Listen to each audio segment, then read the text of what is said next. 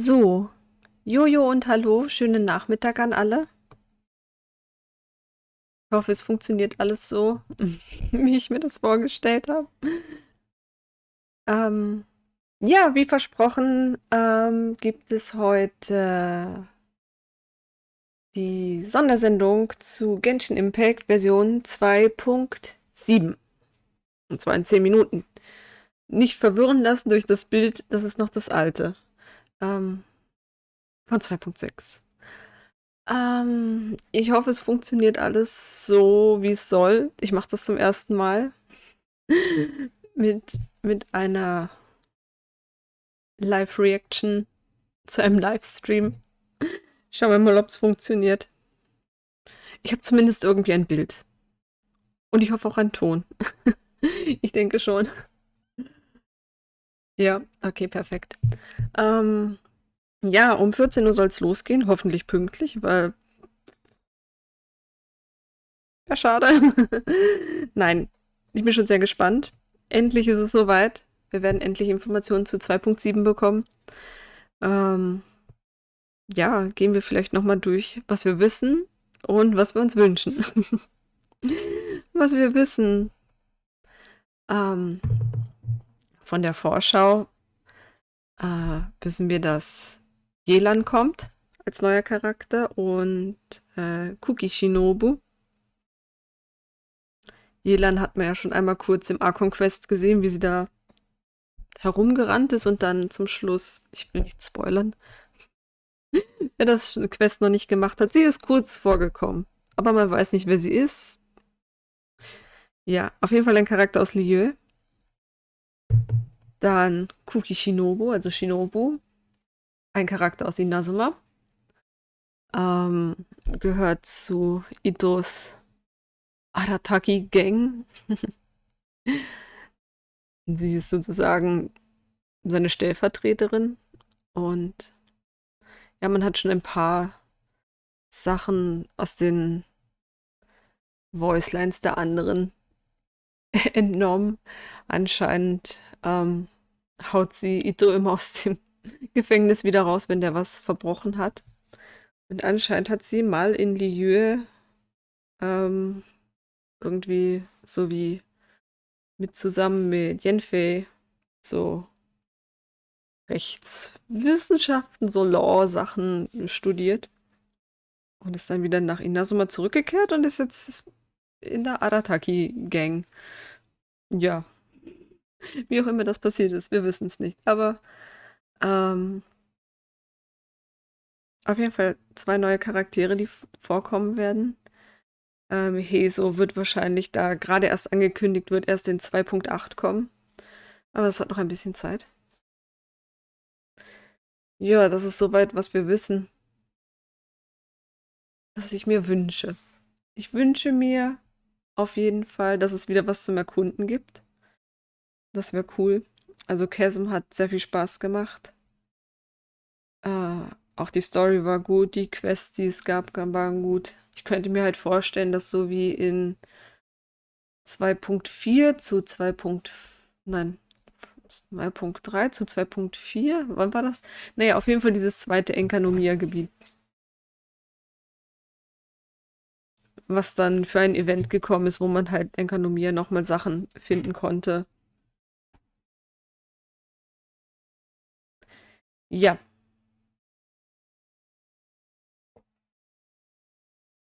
das wäre cool. Was ich mir ansonsten noch wünsche, ja, wahrscheinlich wird es halt Story-Quest oder sowas für Yelan und Shinobu geben. Vielleicht gibt es auch mal wieder Hangout-Events zu irgendwelchen Charakteren, vielleicht zu alten Charakteren, die noch keine Hangout-Events hatten. Das wäre cool. Ähm, anscheinend kriegt auch Ito einen Rerun, weil er in dem Bild vom Special Program vorkommt. Was eigentlich ziemlich schnell war, weil Ito, na gut, er ist im Dezember letzten Jahres rausgekommen, also sind jetzt gerade 5 Monate her. Hm. Schon schnell. Andere Leute würden sagen, wo bleibt Kazuha? Wir wollen Kazuha. Der schon viel länger auf sich warten lässt. Blöd, wer ihn sich nicht sofort geholt hat. Ich hab's gleich gesagt. Nein. Aber ich habe ihn mir Day One geholt. Ja, seitdem ich die ersten Bilder von Kazuha damals gesehen habe, irgendwo im Internet, habe ich gewusst, das ist mein Charakter. Einer der Charaktere, die ich haben muss. Und ich habe es nicht bereut, ihn Day One gepullt zu haben.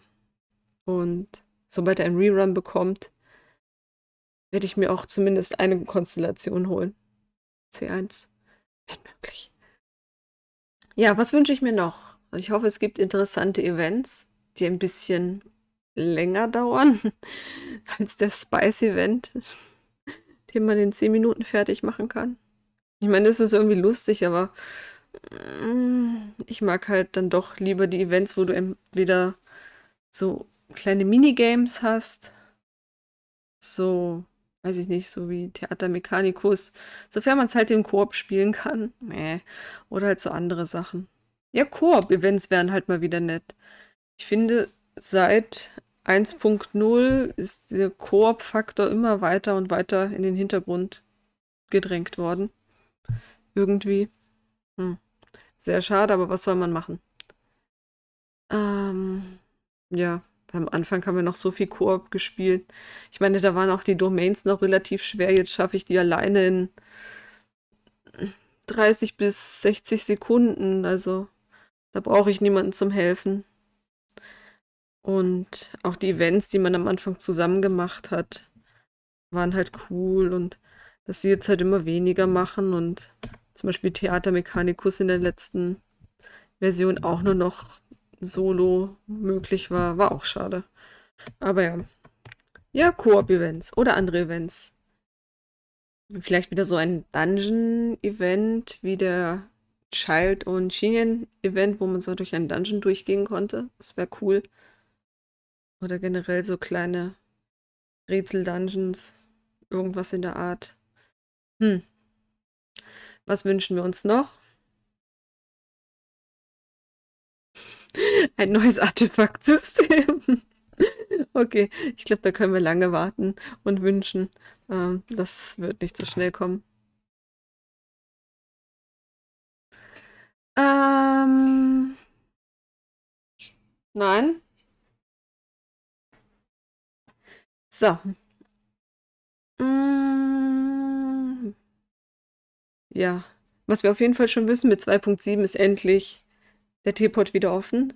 Hurra, ich kann endlich weiterbauen. Ähm, ich wünsche mir neue Möbel. Noch coolere. Und ich wünsche mir, dass nach der langen, langen Maintenance, dass man die Sachen besser bauen kann, näher aneinander bauen kann und dass es nicht mehr so viele Beschränkungen gibt, wie man die Sachen platziert. Und dass das Limit angehoben wird. Dankeschön.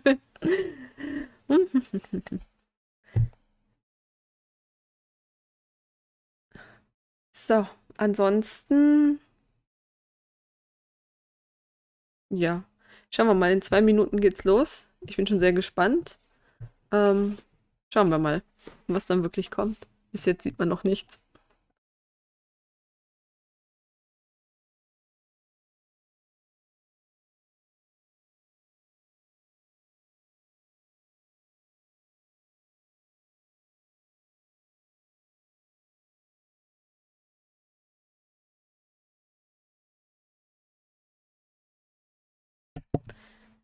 So, in einer Minute ist es soweit. Wir sind alle gespannt. Was können wir uns noch wünschen? Events. Charaktere gibt sowieso. Ja, ob ich mir Yelan oder Shinobu hole? Hm. Hm. Hm. Ich weiß nicht. Hm. Yelan sieht auf jeden Fall nach 5-Sterne-Charakter aus. Naja, schauen wir mal, was sie können und machen, die Charaktere. Dann kann man sich immer noch überlegen. Ähm, ja, ob man pullt oder nicht, aber sind wir mal gespannt. Ja, was könnten wir uns noch wünschen?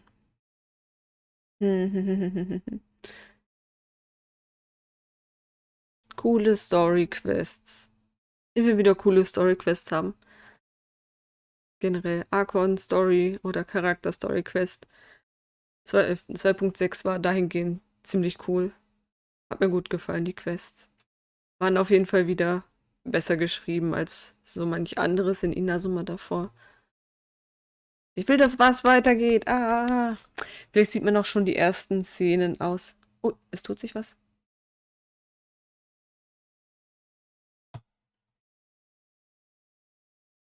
Es ist 14 Uhr.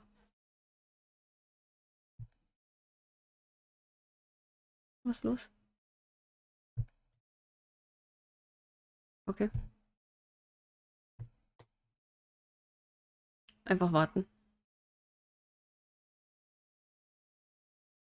Plopp.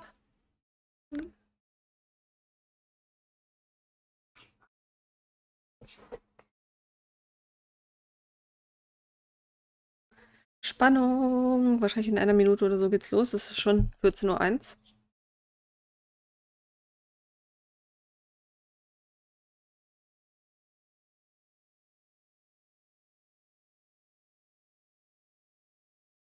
Spannung, Spannung, Spannung. Wann geht's los?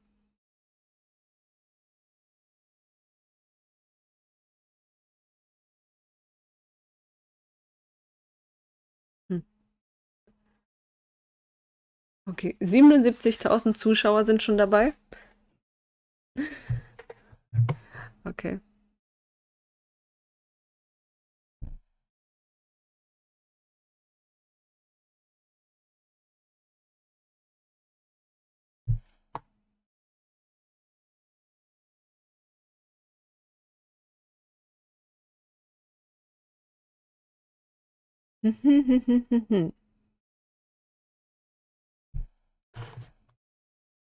Sieht schon was.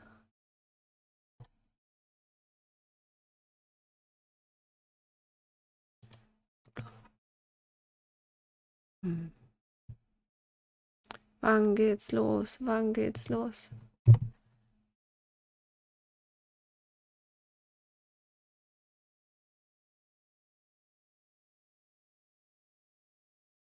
Spannung steigt. Es sind schon 104.000 Zuschauer.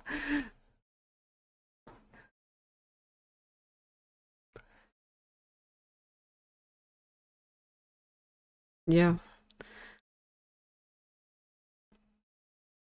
Es ist jetzt doch vor allem die letzten 2 Wochen, ein bisschen traurig gewesen um Genshin. So ohne neuen Content und auch ohne zu wissen, wie es weitergeht, vor allem.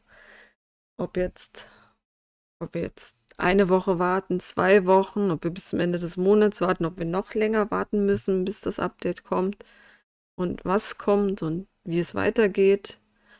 Ob 2.7 verkürzt wird oder nicht, also ja, schauen wir mal.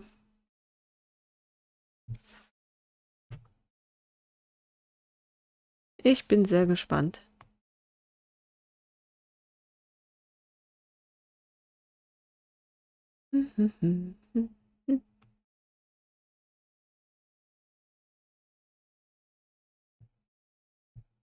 Geht schon los? Warum sehe ich das nicht? Ich hasse das.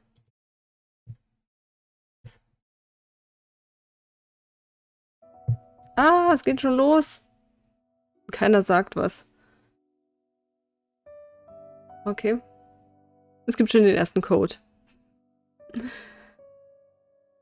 Twitch ist manchmal für mich seltsam zu verstehen. Manchmal laufen die Videos einfach los, ohne was zu drücken. Manchmal musst du hin und her drücken, bis du irgendwann das zum Laufen bringst. Naja, gut. Bitte sehr, der erste Code für 100 Primo-Gems ist da. Habe jetzt das Eröffnungsvideo verpasst.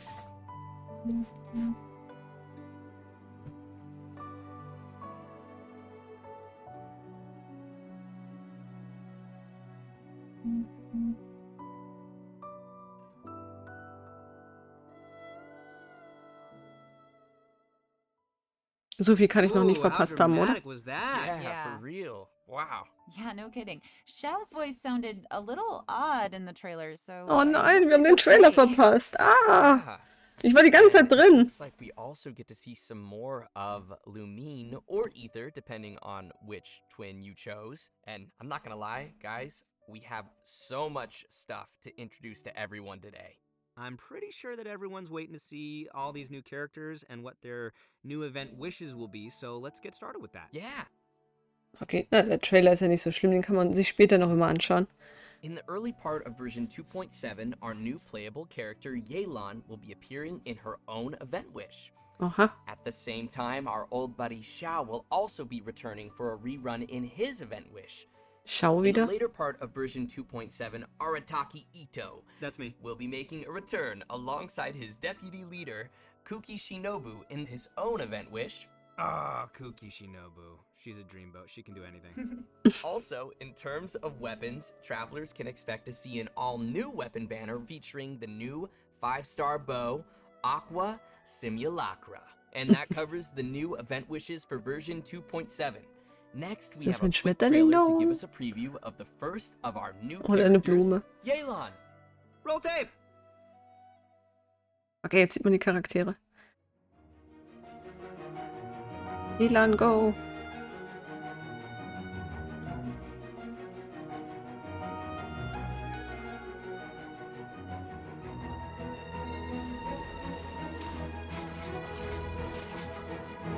Mit Bogen. Und Gyro.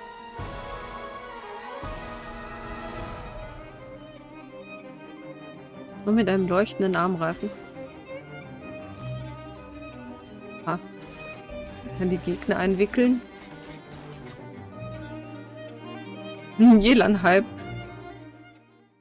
Hello, traveler. Call me Yelan. I think you may need my help, and I just so happen to be interested in some information you have.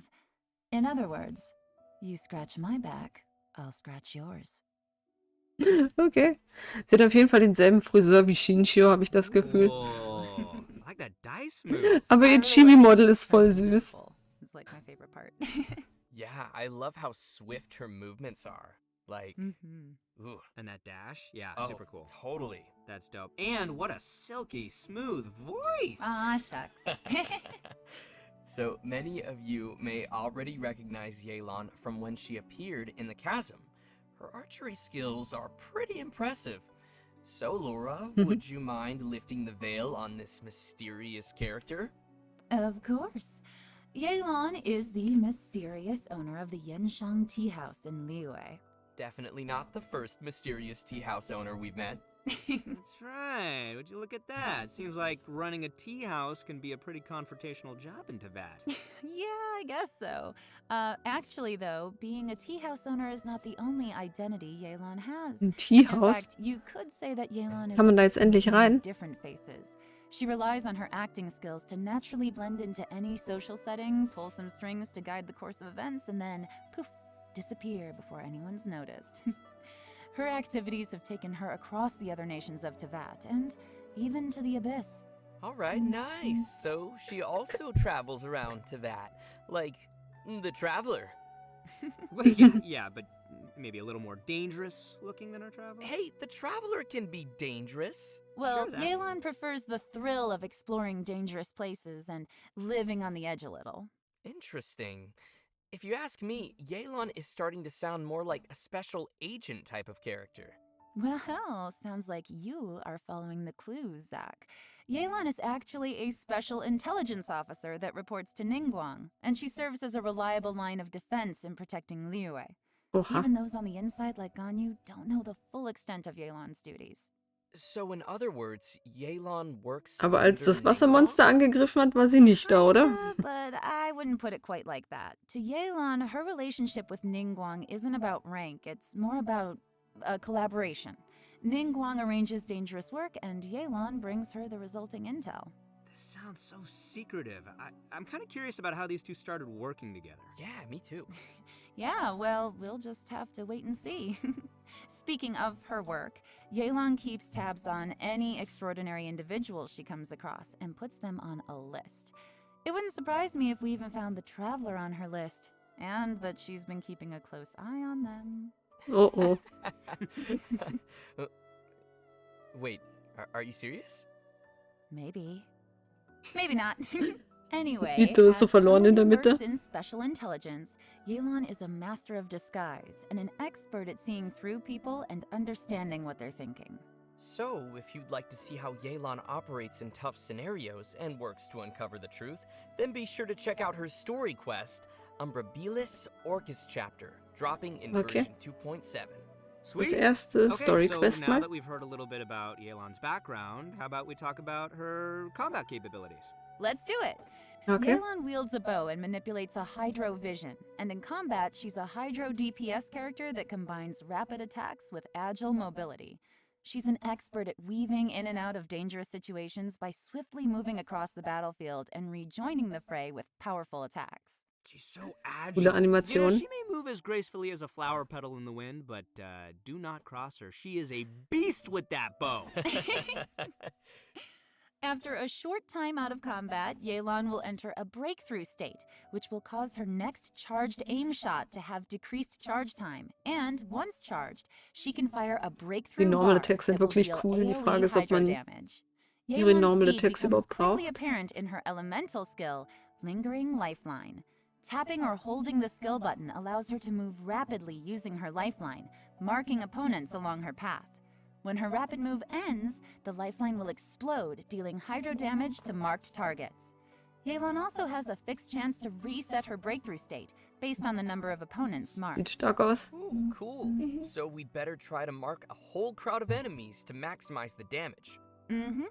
Her elemental burst, Depth Clarion Dice, deals AoE hydro damage and creates wondrous dice, which aid her in battle. The dice follow the character around and will initiate a coordinated attack when your active character uses a normal attack, and each time Yelan's lifeline explodes and hits opponents. With Yelan's passive talent, Adapt with Ease, the active character's damage increases over time while the dice are active. I'm telling you, do not mess with her. She sounds gnarly. Sounds like she could also fill a solid support role, too. Totally. Absolutely, yeah. Was hat sie jetzt mit dem Yelan Bogen also gemacht? has another passive talent called Turn Control, which causes Yelan's max HP to be increased based on the number of elemental types that are present in the party. Oha. And finally, because of Yelan's understanding of the Liyue region, she gains increased rewards when dispatched on a Liyue expedition for 20 hours. Ah, that makes sense. Of course, even after sharing all this information, Yelan still has a lot of secrets. Travelers will have to spend more time with Yelan on their journey to learn more about her. She'll also be making an appearance in the new Archon Quest Interlude chapter coming in version 2.7. We'll have more details on that shortly, so don't miss it. Nice. And now, I think it's about time we introduce our second new character, Kuki Shinobu. Oh, she's the pride and joy of the Arataki gang. Second to Ito, of course. So let's see her in action.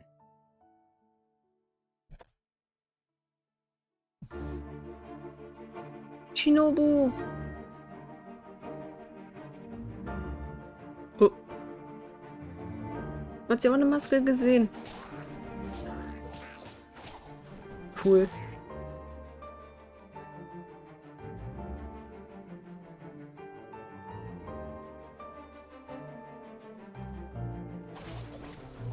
Ihre Farben sind irgendwie voll cool. Anders als die anderen Charaktere.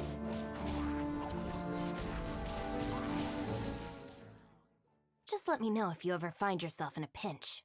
I can help you out. Oh, that's a spicy trailer. So cool. Yeah. I love the way she looks, like her color scheme, and of course the green hair, and the mask. Like, she looks super capable. Me too. Yeah, no, I love her design. I love that, like, lightning flowing around her and the swords, the way they go up in the air and go down. Well, you guys can see why she'd be an obvious addition to the Arataki gang. She's just that good. All right, leave the introduction to me, will you? Only after getting to know Shinobu can you really begin to fathom how important she is to the entire Arataki gang. Kuki Shinobu knows how to do almost anything and is constantly rescuing the boss, aka Ito, and Genau fellow das, was ich gang members from gesagt habe. dangerous situations. With her help, the little wandering gang of misfits in Hanamizaka has become a skilled crew capable of taking on any kind of commission. Oh, I think I see who's really running things in the gang. So the real question here is why would someone as competent as Shinobu ever choose to join the Arataki gang? Well, what are you trying to say, Zach? Oh, you know what I'm trying to say. No, I'm not exactly sure, but, let's move on. Anyway, we need to Einfach vom track the start of Thema Shinobu's ablenken. story back to her family. Turns out that her family has traditionally served as shrine maidens to Narukami for who knows how long. So you're saying she went from a strict family of shrine maidens to joining the Arataki gang? Yeah, is that so surprising? That's a pretty big 180. Well, it just goes to show how much she's changed. When she was younger, Shinobu was sent as an understudy to the Grand Narukami Shrine, but after a certain incident, she started to doubt whether she was really suited for the strict life of a shrine maiden. So Shinobu decided to leave the path of Den her family grünen Haaren behind als and search Shrine for a Maiden. path of her own. Out of Das ist so eine curiosity Sache. and personal interest, she took the initiative to learn a variety of crafts and skills, and it wasn't long before she obtained many certificates. So many, in fact, that she can't even fit all her qualifications on a business card. For example, Shinobu even went to study law in Liyue, which is when she met Yenfei. So they know each other. Yenfei has some pretty random acquaintances.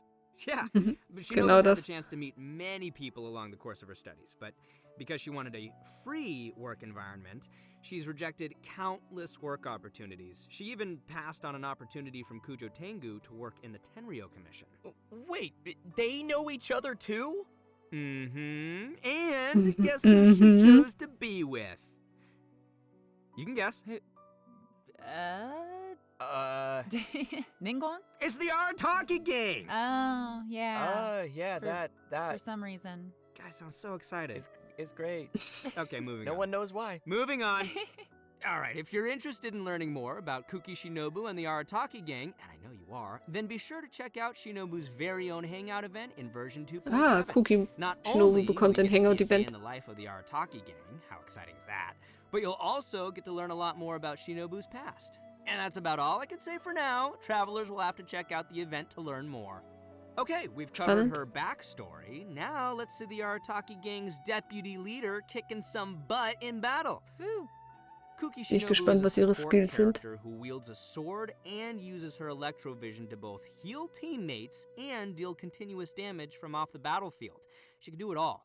Her unique skills allow her to sacrifice her own HP in combat in order to heal other party members. Aw, It's valiant. that's so sweet of her. It's selfless. Nice. It's generous. When she uses her elemental skill Sanctifying Ring, she sacrifices a certain portion of her HP to create a grass ring of sanctification that'll heal friendly characters within it and deal continuous electro damage to Oho. surrounding opponents. Ein Elektroheiler. After unlocking the passive talent Heart's Repose, her elemental skills healing and Mit einer damage will be Ivy-Waffe? boosted based on Shinobu's elemental mastery. With another passive talent, Breaking Free, when Shinobu's HP is low, her healing bonus is increased. So, travelers will need to monitor her HP when using her skill. You don't want it to be too low, but at the same time, lower is also better. Definitely, yes. Shinobu's elemental burst, Gyoe Narukami Kariyama Right, creates a special field in front of her that deals continuous Ooh. electro damage to opponents within it. And it goes without saying that Shinobu is amazing at carrying out expeditions. With the passive talent Protracted Prayers, she gains increased rewards when dispatched on an Inazuma expedition for 20 hours. So she Okay. knows how to bring home the bacon. Wenn ihnen keine guten It is. passiven Skills It's very einfallen, tasty. dann Let me tell you, man, gibt's Ito Expedition sure Skills. is lucky to have such a capable deputy leader. But the feeling is mutual, and Shinobu feels the members of the gang are also super important to her. They are her true family members, regardless of her rebellious nature. Although Shinobu has to bail them out of trouble over and over again, the gang is the only place she feels truly free and at peace. I think it's great that they found each other. Yeah, definitely. Well, I hope everyone is feeling pretty excited for these new characters. Oh boy, we covered a lot there. Yeah, definitely a lot. So, I think it's about time we roll out our next redemption code. Votes. Redemption code! Roll out the redemption code!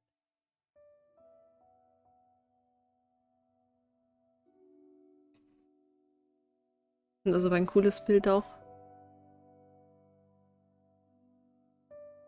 Alle Artworks sind immer so gut. 100, nochmal 100 Primus zum Einsammeln. Yay!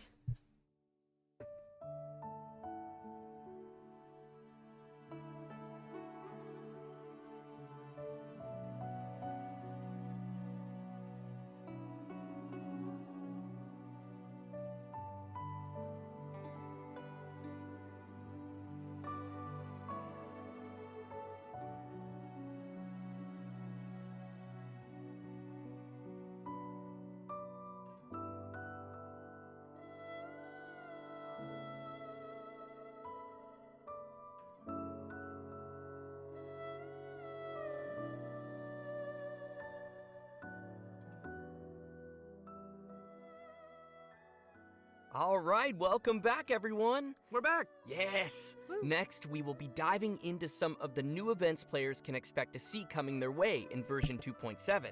Our Und weiter first geht's. event not only includes our new Archon Quest interlude chapter, but will also contain a new challenge game mode. The event's called Perilous Trail. Oha. The Archon Quest will be featuring a very unique cast of characters as Yenfei, Yelan, Ito, and Shinobu team up with Okay, the Traveler when bunte they become Gruppe. stranded deep in the chasm. And it's not long before we also discover that Xiao is also conducting an investigation of his own in the chasm. Investigation, you say, hmm? Because there's a lot of history and secrets buried within the chasm, Und Xiao including the auch. story of how the people of Liyue fought off monsters 500 years ago. Yelan has been monitoring this place for quite some time, trying to find out the truth of what happened back then. It turns out that this piece of history is also related to her origins. The mystery. Mystery. Yeah, the group will also Mystery. find themselves facing a crisis in the chasm and will have to survive Bild ist aber auch together cool. in what will definitely be Ito hat a noch keine Augen. thrilling experience. Wo sind Itos Augen So hin? from what's been revealed in the previous version, we know that there is a deep connection between the Yakshas and what happened in the chasm. It even Ein seems that Yaksha our Quest. vigilant Yaksha Xiao has some obsession with the area. Oh, der eine ist ja It'll be interesting to see verschwunden. why he's in the Und chasm man and weiß nicht, what was mit he's dem looking passiert for ist. down there. Travelers will have to follow Xiao's steps to learn more about the history that has been sealed there. As travelers play through the Archon Quest, the combat challenge Realms of Guile and War will also gradually become available. Travelers will need to constantly defeat enemies within a challenge domain. Completing 3 challenges will be counted as a round. The first 3 domains will consist of 3 rounds, and the last domain will have 6 rounds. Was ist denn das für eine What's unique about this Partykonstellation? event is that after each round, you have to rearrange your party according to the domain's rules. For example, in the Direcliff Court domain, only one member of the current party can be selected to continue on, while everyone else will enter recuperation mode and will be unable to Okay. fight. In another domain, Kaleidoscope Cage, 2 characters will be selected at random and will be unable to continue the fight. Oi. Interesting. So it looks like Gott sei Dank habe ich so viele Charaktere gut gelevelt. variety of scenarios. Yeah, but I'm sure our travelers will come up with some teams and strategies to handle the challenges. Still, it sounds like they're gonna need to use a lot of characters. Was ist das I auch don't für know if eine everyone's leveled up quite so Partykombination? Oh, yeah, that's a good point. I know I gotta level up. Ja, a Toma, lot of my Xiao und characters. Kazu. So it's important we mention that each of the domains will also have multiple trial characters prepared for travelers to use. Oh. And additionally, Die habe ich ja travelers may alle. select Immer and sind die equip Trial-Charaktere three alle die, stratagems die per ich schon combat habe. round that will provide buffs Gut, mir in fehlen nur battle. 8 Charaktere. Cool. Yeah. Travelers may consume stratagem shards they've collected in battle to redraw stratagems, or select a previously equipped stratagem for continued use. Stratagem shards may even be used to redeploy downed characters. With the help of all of these supporting mechanics, travelers can confidently try the challenges with different combinations of characters. Yeah, and in addition to exchangeable rewards in the event shop, everyone should remember to also collect rewards from the challenge quests on the event page. The rewards will include an event-exclusive 4-star bow called Fading Twilight. Ooh. Das sieht aber Sounds cool cool. aus. So you guys have got to check out this event. Oh, I definitely will. Das Design sieht am Alright, ehesten wie our Ningguang next aus. event is called a Muddy Bazaar Adventure. This one Ugh. also takes place down in the chasm. darn mysterious chasm. So mysterious. For reasons unknown, some dark, mud-like substance has come pouring out of the caverns and mines of the chasm, and once again, the Sumeru scholar Hosseini has appeared to help us resolve the crisis. In this event, we will have to deal with constantly oozing dark mud, as well as monsters that have been strengthened by its effects. Ooh, creepy. Yeah. With the help of Persina's spike, we'll need to clear the mud, weaken and defeat monsters, Okay. and let the spike purify the surrounding area while energizing itself. Attacks from monsters will disable the spike, so travelers must be sure to protect it. Also, when the spike is operating normally, using blooming light with a lumenstone adjuvant of a certain level will clear out nearby oozing concretions, Die granting the spike Party-Konstellation ist additional nochmal der energy Hammer. and speeding up the charging process. Oh, heck yeah. Nice.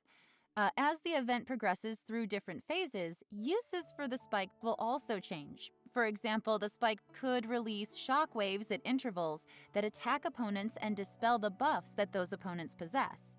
Also, the challenge objectives will change throughout the event. In some challenges, travelers may have to defeat the enemies in a limited amount of time, while in others, travelers will have to escort a hot air balloon to its destination Oh Gott. while clearing out dark mud along the way. In the last phase Bitte of the keine event, Ballons. travelers will have to clear dark mud and defeat monsters to reach a high score. In this Mhm. challenge, powerful opponents will appear and travelers may defeat them to earn more points. Travelers will need to be careful of the dark mud as it drains HP and affects our ability to move. So be sure to stay safe and make quick work of any enemies you encounter. Keep yourself alive. Yeah. I'm up. So, you guys remember how I said that Shinobu studied law in Liyue before? Well, to celebrate her graduation, we're holding a special event. The almighty Arataki Great and Glorious Drum-Along Festival. Which, Eine in case you Trommel, didn't ein catch neues that, is gonna Instrument. be another Bald rhythm können wir eine game ganze event. Band aufmachen. Yes, rhythm game, rhythm game. Rhythm game, rhythm game. Yep, and we're going to be shaking things up a little from the previous music games. This time, travelers will be receiving a drum, so the game will be changing to a playstyle that is a little more suitable for a percussive feel. It'll probably be best if we just show the travelers how it works, so let's take a look at how to play. Hauptsache die Rhythmusdinger sind besser als All right, here we früher. go. Yes, pro mode. That's the only kind of rhythm game I want to play. Let's Oh mein go, Gott. drum in hand. All right, it's like one of the semicircle style ones. Yeah. I can get behind that. Okay. Oh mein so Gott. You gotta use two hands. Good. All right. I mean, some people do them one-handed, but I can't imagine doing that personally. Meine Yes, Augen. tough for me. We're seeing a lot of single notes, Yep, we You got got the the we got the the taps holds. and we got the holds. You got tippy taps so and the that's good. holds. and then we have the Hilfe. double notes too. Oh mein Gott, das wird der You Horror. have to hold them down at the same time. Nice. Multitasking. I'm really loving this.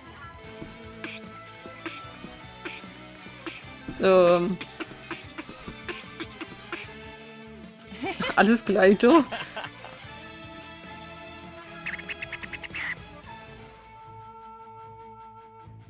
Oh mein Gott, das This music is ist bopping. zwar ganz cool, aber ich habe Ja, wirklich right? Angst. That's what all the kids Ich say. werde das wieder nicht sehen, weil das so weit auseinander ist auf dem Bildschirm. Oh, tough, I think they complicated. missed one. Oh, they missed one. No. No. Combo Look at that breaker. combo. Double notes. Lots of Oh. double notes. I'm like bopping my head to the music. Oh. I'm into this.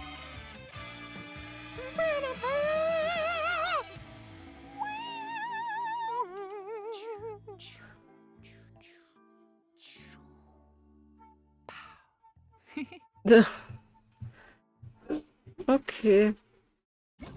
Time to shine. Oh, how fun is that? Oh man, that looks so fun to play. Well, considering Na, that schauen wir mal, travelers wie es might be dann playing the wirklich rhythm ist. game on a variety of different Es sah devices, the relativ designers anspruchsvoll have so aus kindly von... implemented a lag calibration function. Okay. This means travelers can calibrate their device by tapping the screen when they hear the accented "pf," and can adjust the decision line until it roughly coincides with the note position they entered. By making these little adjustments, travelers can improve the gameplay experience for each of their individual devices and playing habits. Also, we'll be able to adjust the note Das ist bumping nett. speed as well as the volume of the button sound when pressed. Additionally, more detail was given to how the system determines whether each note is counted as successfully hit or missed. In this Okay. music game, travelers will Das ist have aber access nett. to all 3 difficulties from the very beginning. So, travelers who are more confident in their drumming skills, such as myself, can clear the higher difficulties and still be able to collect the corresponding rewards for completing the lower difficulties as Okay, well. das ist praktisch. And Da muss just man wait, nicht alles I einmal haven't even durchspielen. gotten to the coolest feature yet. Oh. As tunes are unlocked, a note editor mode will also be unlocked. Oh, Okay. cool. Create your own. All right, that is pretty cool. Kann man seine Travelers can eigene... freely edit the note positions in these tunes to create their own beat maps of the game's musical scores, which can then be shared with other people. Oh, Nice. cool. Of course, in order to share your tunes with others, you will first be required to play the song and reach a specific rank to generate the share code. And finally, travelers will also find Ich seh some schon special kommen. gifts and messages left by some familiar friends at the festival. So don't forget to check those out. Oh, I will. Oh, I know you will. All right, and last but not least, we have another interesting event. The aim of the event? Create a robot. Okay. Bet nobody saw that one coming. That's right, travelers will receive a material collector from a toy merchant from Fontaine. There are a total of 3 processes you must complete. Number 1, source material collection. Number 2, elemental charge. And number 3, core activation. Completing these processes will produce a robotic furnishing that can be placed in the Serenity pot. The robots Oh. can have a variety of possible model types and Die sind aber animations, lustig. which will be determined by Ein- what ein you do during the 3 Winkelroboter. processes we just mentioned. Der kann There's winken. even a chance to Oink, produce oink, a oink. special furnishing that can perform all 3 animations. Oh, nice. During the event, travelers will be able to claim a total of 4 robots from test model vouchers. If, say, you were unable to produce the model you wanted, you can use the trade function to send requests and obtain the product model that you need. So, Mhm. who's excited to make some robots? I am. Yeah, I can't wait to see what Vielleicht everyone können die makes für in mich this die event. Roboter auch dann And that's it Artefakte for the new sammeln. events in version Das wäre 2.7. praktisch. Next, we have some important system updates and optimizations coming to the game. Okay. First, to help travelers on their adventures, the system designers have added challenge feature tips to the beginning of some high-level material domains. These will include some suggestions on how Ist to aber quickly lieb. defeat the monsters in the domain, which might help travelers find the optimum team or strategy to efficiently clear it. Next, the system designers will be providing some detailed tips to help players train and strengthen their characters. When players open the character talents menu, they Okay. can use the newly added talent reference button to see talent Oh. priority recommendations Das ist based aber on the praktisch. actual data of other active Sofern man players. nicht eh schon fast alles And by gelevelt hat. pressing the attribute reference button in the character artifacts menu, players can see the main attribute usage statistics for each artifact Ah. slot. The system designers wish to give everyone more intuitive data to reference while choosing how to strengthen each of your characters. Das ist aber Cool. praktisch. So, yeah. That'll make it easier. The talent reference button looks super convenient. Like, it seems like it would be really helpful if you're kind of on the fence and you don't know what you want to pick. You can see what everybody Dann- else has, like, done in the past. Oh, totally. Kann man Anyway, sich nicht mehr we so also have another verbauen. update regarding the game's music. During version Music. 2.7, we will be releasing a new OST album, Millilith's Watch, which Okay. includes all the music composed by the Hoyo Mix team for the new Chasm area. Ooh, sounds cool. My Okay. favorite part of any Chasm game is the Soundtrack war ziemlich so cool. I'm looking forward to hearing that. Oder ist noch immer cool. Next, we have a new collaboration to announce to everyone. Genshin Impact will be teaming up with the Funko brand to release a series of Genshin Impact Funko Pops. Whoa! Yeah. Hm. The first wave will feature Hurrah. figurines of Paimon, Ether, the one I voice, and Lumine. These will be released as Funko Pop Asia bobblehead figures. Travelers who are Oh nein, nicht auch interested noch can head to the Bobbleheads. official Funko website to be notified Ah, when Funko the figures are Pops. released. Ah, früher haben sie mir gefallen, aber Figures, jetzt... you won't have to wait for the next redemption code. Yay! Codes. Oh, nochmal 100 Primus. Hallo, Jelan. Okay. Gut, also es kommt nicht ganz so viel Story, aber ziemlich viele Challenge-Events. Ein Rhythmus-Event. Schauen wir mal. Ich glaube, es wird relativ schnell fertig sein. Wir haben den Story-Event. Ein Archon Quest ist da. Schau mal, wie lang das ist. Kann auch relativ lang sein.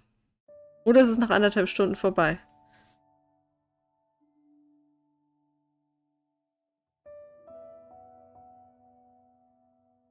Wir werden sehen.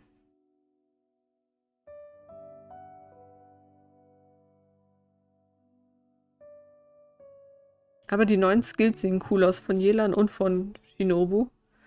Sehr interessant. Interessant wird es werden, wie stark Are we seriously at the end already? Yelan sein wird im That flew by. Gegensatz zu Yeah, but we Ayato. actually covered a lot of Oh, we content today. definitely. You know, we did cover a lot, didn't we? And as usual, I gotta ask you guys, how did you like being on the special program? Super fun. It was great! I love my little chibi. Die Chibis sind wirklich and I'm süß. super excited to have gotten to give Yelan a formal introduction, so that's Yeah. nice. And I'm really excited for people to meet Kuki. Yeah. Oh my gosh, there's so many things coming. Like I the am- rhythm game. The rhythm game? Rhythm game. Yes. And building a robot. I'm excited for Ah ja, the den story Roboter-Event run gab's as auch well noch. to Of see, course. Den hab ich schon wieder ganz you know, vergessen. more of what is happening down there in the chasm. There's a lot going on down there. But yeah, I guess that is it for today's special program. Thanks for watching, everybody, and we'll see y'all next time. Thanks, Bis zum everyone. nächsten Mal. Bye, guys.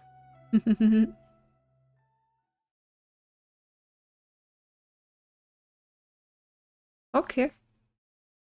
Jetzt haben wir nur den Trailer am Anfang verpasst. Blöd, gell? Sehr, sehr blöd. Okay, cool. Cool, cool. Soweit, so gut.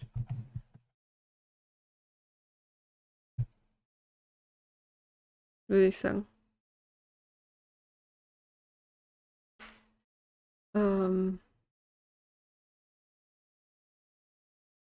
Soll ich mal schauen, ob ich den Trailer nochmal finde?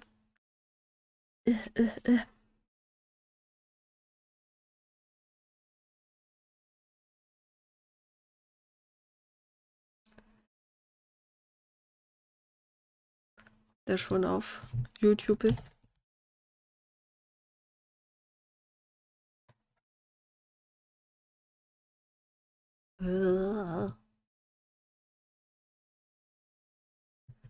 So. Schauen wir mal, ob wir was finden.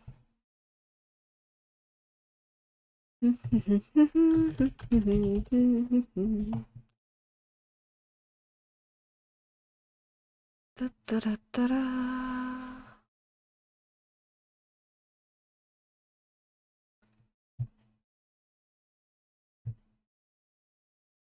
Jetzt muss man nur...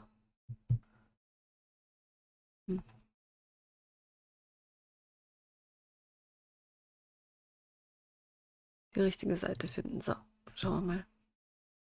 2.6. Okay, 2.7 gibt es noch nicht. Wow, it's so beautiful here! Hoppla. Wenn irgendwo plötzlich was losgeht. Es gehen überall plötzlich Videos los. Aber nie auf Twitch, wenn ich es brauche. Da muss ich 10-mal refreshen, wieder zurückgehen, raus, eine App schließen, wieder aufmachen. Bis die Videos losgehen. Oder manchmal gehen sie auch von alleine los. Nein, gibt es noch nicht den Trailer. Blöd. Na dann egal. Okay, gut. Was unser Fazit soweit. Schauen wir mal. Charaktere sehen cool aus. Das muss man schon sagen.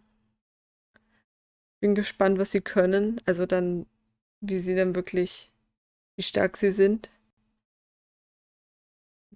Yelan könnte sehr stark sein. Kuki, Shinobu sieht sehr spannend aus. Von den Skills. Eine Elektroheilerin. Das ist neu. Weil von den Elektro-Charakteren konnte noch niemand heilen, oder? So viele gab es ja noch nicht. Na, konnte noch keiner heilen. Das könnte in manchen Zusammensetzungen recht praktisch sein. Und Yelans Skills, der Verbindungsskill sieht sehr cool aus, kann sehr stark sein. Und dann der Hydro-Angriff, bisschen wie Shincho wahrscheinlich, ja, wie Shincho wahrscheinlich. Schauen wir mal. Spannend. Ich hoffe, die Story wird gut. Weiterhin. Ich hoffe, wir erfahren Neues. Ich bin gespannt, dass sie die Yaksha-Geschichte aufgreifen. Ich meine, damals habe ich schon gedacht, wäre voll cool, wenn wir was über die anderen Yakshas erfahren würden, weil einer ist ja, wie gesagt, die anderen sind ja alle gestorben oder haben sich umgebracht und einer ist ja irgendwie verschollen einfach. Vielleicht hat es damit zu tun, aber vielleicht geht es auch um die anderen Yakshas. Das könnte interessant werden. Hm. Lustig, dass auch Ito und so alle mit dabei sind. Vielleicht werden sie da irgendwie mit reingezogen, weil sie halt in Lieu sind gerade. Nehme ich mal an. Jelan Story Quest. Schauen wir mal. Die Story Quests sind so unterschiedlich wie Tag und Nacht. Bei den manchen Charakter-Stories hast du ein Date-Event. Bei den anderen hast du Hintergrundinformationen. Bei anderen hast du andere wichtige Sachen. Und andere sind voll Banane. Also da kann man nicht sagen, bis man es nicht selber gespielt hat. Wie gesagt, die Charakter-Story-Quests sind so unterschiedlich für jeden Charakter. Da weiß man nicht, in welche Richtung das geht. Ja, die Events. Die Challenges können cool sein. Es ist halt immer die Frage. Viele Sachen, ich spiele halt seit Anfang. Ist es so. Kann ich nicht ändern. Viele Sachen sind einfach viel zu einfach. Und dann gibt es Sachen, die sind selbst für mich so schwer, dass ich aufgebe. Und da irgendwie für jeden das Richtige zu finden, ist echt schwer. Und für mich sowieso. Entweder ist es viel zu leicht oder viel zu schwer. Genau richtig gibt's nicht. Ja. Aber wenn es spannend gemacht ist, was mich immer ein bisschen nervt, ist, wenn man so viel einstellen muss vorher. Du musst dir die Charaktere aussuchen, dann kannst du einige Charaktere nicht nehmen, einige doch nehmen und jetzt ist anscheinend welche werden gesperrt und dann musst du denen noch irgendwelche Runen oder keine Ahnung was anlegen und dann konfigurierst du das stundenlang und dann der Kampf selber dauert 2 Minuten und dann bist du fertig und dann musst du wieder raus und dann musst du wieder alles neu konfigurieren, weil dann wieder neue Gegner kommen. Diese Vorbereitungszeit ist immer ein bisschen mühsam. Ich meine, wenn man sich konzentriert und das für den jeweiligen Kampf anpasst, dann hilft das extremst. Aber irgendwie macht das nicht so viel Spaß. Das ist ein bisschen mühsam für mich. Ich kämpfe lieber einfach, sofern möglich. Aber ein bisschen Mühe gebe ich mir schon beim Konfigurieren der Sachen. Ja, okay, es gibt auf jeden Fall verschiedene Challenge-Events. Das werden wir dann schauen, wie lang die sind. Und anscheinend auch Dungeons, wenn ich das richtig verstanden habe. Oder Domains, so. Mit Gegnerwellen oder irgend sowas. Es geht alles immer so schnell. Genau, muss man sich dann schauen, wenn dann die Events da sind. Gut, was hatten wir noch für Events?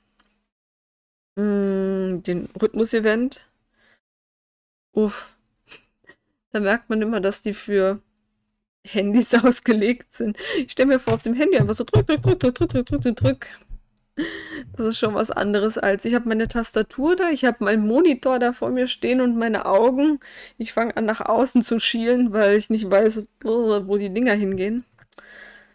Da hatte ich schon bei den anderen, vor allem beim letzten, ich glaube beim ersten mit der Harfe war es nicht ganz so tragisch, aber als wir dann den Zither oder was das war, Event hatten, dachte ich irgendwie immer so, ich sehe nicht mehr, wo die Kreise sind. Aber es ist nett, dass sie Anpassungen gemacht haben zur Geschwindigkeit und Kalibrierung. Das finde ich echt gut, weil vielleicht funktioniert es dann besser. Ich meine nicht, dass ich Lag habe in dem Spiel. In Genshin habe ich eine sehr gute Verbindung und alles, aber irgendwie haben die Töne irgendwie nicht so richtig getroffen. Ich weiß auch nicht. Ja. Und dann noch den Roboter-Event. Schauen wir mal, wie das dann ist. Ich meine, irgendwie waren sie süß, aber so toll sehen die Roboter jetzt auch nicht aus. Hm, schauen wir mal. Wir können sie dann auf jeden Fall in den Teepot aufstellen. Ich habe vorhin gesehen, es stehen auch meine Schneemänner am Strand vom, vom Dragonspine-Event. Ich muss alles dann mal ordentlich aufbauen, damit nicht die Schneemänner am Strand stehen. Ja. Ah ja, und Shinobu hat ein Hangout-Event. Okay, das könnte lustig werden. Ich glaube, sie wird ein cooler Charakter, weil sie so vielschichtig ist. Aber voll lustig. Eigentlich in einer Shrine-Maiden-Familie geboren, dann ist sie nach Liyue gegangen, um zu studieren, zusammen mit Yenfei Kenzie. Und dann ist sie wieder nach Inazuma zurückgekommen, um Gangmitglied zu werden in Itos Gang. Und sie muss ihn immer aus allem raushauen und sie gibt den Kindern die Süßigkeiten wieder zurück, die Ito rechtens gewonnen hat und sowas. Ja, das könnte lustig sein. Und über Jelan könnte auch sehr interessant werden, was sie für einen Background hat mit Ningguang und dem Teehaus und ja, ob da nicht ein bisschen mehr hintersteckt als nur, was sie ist. Sieht so Casino-mäßig aus, oder? Mit den Würfel und allem. Sehe ich gerade, was hat sie da eigentlich für lustige Ohrringe? Ist das eine Kette oder sind das einzelne Stecker? Lustig. Ich weiß gar nicht, ob man das auf dem großen Artwork gesehen hat. Müsste man sich nochmal anschauen. Ich mag ihre Haarfarbe und ihre Augenfarbe. Die Frisur ist ein bisschen gewöhnungsbedürftig. Der lila Lidschatten ist vielleicht nicht so schön. Okay, gut, das ist mein Geschmack. Aber ja, spannend. Also, okay, Jelan ist 5 Sterne, Shinobu ist 4 Sterne. Jelan hat keinen neuen 4-Sterne-Charakter bei sich. Und Shinobu ist bei Ito mit dabei. Ich könnte versuchen, nachdem ich auf 0 PT bin, wirklich 0, dass ich versuche, eine Shinobu zu bekommen zum Leveln. Sollte ich in den ersten 10er oder 20 Puls ein Ito bekommen, wäre das nicht schlimm, weil ich glaube, C1 Ito ist cool. Er ist auf jeden Fall einer meiner stärksten Charaktere. Auch wenn ich ihn zurzeit nicht so oft verwende, aber er ist ziemlich stark. In der Konstellation und so. Mit Goro und. Ja, cool. Okay, gespannt. Wann war ich jetzt ab 31.? Das heißt, in 1,5 Wochen geht's los. Das heißt, wir haben jetzt 1,5 Wochen, wo wir nicht wirklich was zu tun haben. Mhm. Theoretisch könnte ich noch ein Hangout-Event nächste Woche machen. Oder vielleicht auch nicht. Na, schauen wir mal. Okay, aber wir wissen jetzt, wie es weitergeht. Wir haben gar nichts über Sumero oder gesehen. Sie haben nichts gezeigt. Wir sind jetzt bei 2.7. Dann Heiso kommt in 2.8 als einziger Charakter neu dazu. Hm. Hm. Okay. Schauen wir mal, wie es weitergeht. So viel mehr kann man, glaube ich, nicht mehr an Zwischenfüller-Versionen machen. Irgendwann muss man jetzt mit der Hauptstory dann ins nächste Gebiet weitermachen. Inazuma hat gestartet letztes Jahr im Herbst, oder? Im Sommer war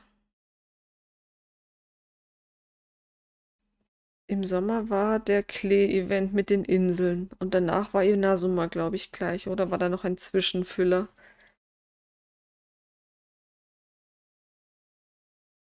Hm. Vielleicht bekommen wir 2.8. Ist im Juli, 13. Juli. Vielleicht bekommen wir dann wieder ein Sommerfüller-Event. Dann haben wir Mitte Juli. Heißt 6 Wochen, Juli und August. Ende August könnte ich mir vorstellen, dass wir einen Sommer, wie der Sommer, die Sommer Golden Apple Inseln bekommen. Für alle, die dies nicht machen konnten. Und dann 2,8 und 2,9. Oder kommt dann gleich 3,0. Ich bin gespannt. Okay, gut. Noch ein bisschen warten. Bald kommt 2,7 und dann geht's endlich weiter. Ich hoffe, man hat es nicht zu schnell durchgespielt und es hat ein bisschen Inhalt. Ja, cool. Ja, den Trailer werde ich mir so nochmal anschauen. Ich meine, das sind alles nur Szenen, die man sonst auch so nur sieht. Aber ich habe meinen ersten Livestream-Reaction-Stream gemacht heute. Auch wenn ich ein bisschen zu spät reingeschaltet habe. Das ärgert mich noch immer, aber was soll man machen? Ich war die ganze Zeit da drin. Wenn das Bild nicht kommt, Grummel. Egal. Okay, gut. Dann wünsche ich allen noch einen schönen, sonnigen, knusprigen Tag bei 30 Grad draußen. Zumindest bei uns sind 30 Grad draußen. Zu Hause geht's Gott sei Dank mit 25 Grad im Wohnzimmer, aber vielleicht noch ein bisschen in die Sonne rausgehen. Und ansonsten sehen wir uns spätestens am Montagvormittag wieder. Und mal schauen, ob wir dann Genshin spielen oder Eiyuden Chronicle. Wahrscheinlich erstmal Eiyuden, damit wir da weiterkommen. Ich hoffe, es sind nicht zu viele von den Sidequests noch. Aber es macht auch Spaß, ein bisschen das Sammeln. Ja. Okay, cool. Danke fürs Reinhören, Reinschauen und wir sehen uns beim nächsten Mal wieder. Tschüss und bis zum nächsten Mal. Ciao, ciao. Ups.